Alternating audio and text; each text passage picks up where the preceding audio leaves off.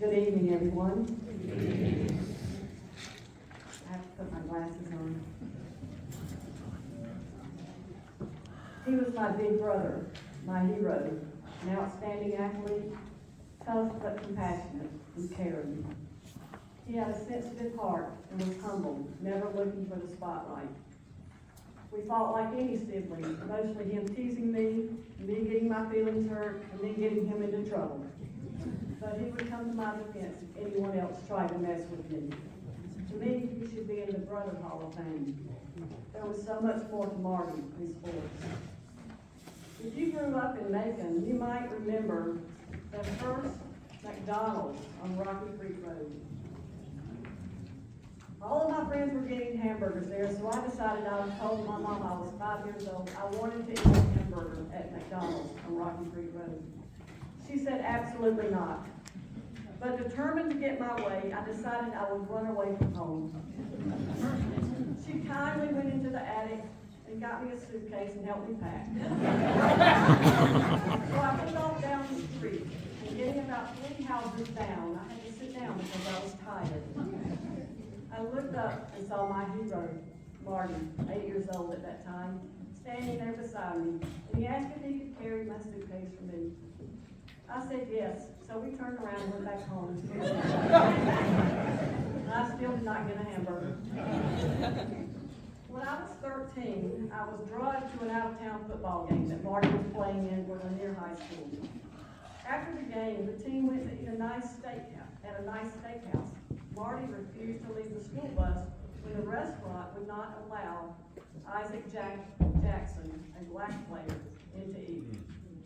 He stayed on the bus and our parents came out with food for them. It never occurred to me at that time how selfless that was, until several years later. Marty was always popular in high school. He was in a fraternity, he played 3 sports, he always was an officer in his class. I was none of those things, and always watched and wished to be like him. One evening before he left for another fraternity dance, he asked me what was wrong. I said, I wish people looked at me the way they looked at you. He said, Janet, these things do not matter. You will be so much more in the future when it counts. Your time is coming. And he was right. The year I began coaching high school basketball at Baldwin, I went to him for advice because Alvin Copeland would no longer give me any. He shared with me an offense and a half-court press that I used for years. He never had any jealousy if my teams performed better than his, and I continued to call him when I had questions about the game. Some of you may know that I began training in Taekwondo about 27 years ago. When Marty was 62 and seemingly floundering about what to do with his life, I encouraged him to come and train. His body was riddled with gout and arthritis, but he decided to give it a try. In February of 2016, he received his black belt. He was humble, and I was so proud of the courage it took for him to do that, and I know that he did it for me. In June of 2016, Marty had a devastating stroke. He was in ICU for 2 weeks, then transferred to a regular room. I was horrified when they said they wanted to put a feeding tube in his stomach and transfer him to a new nursing home 2 hours away from Macon.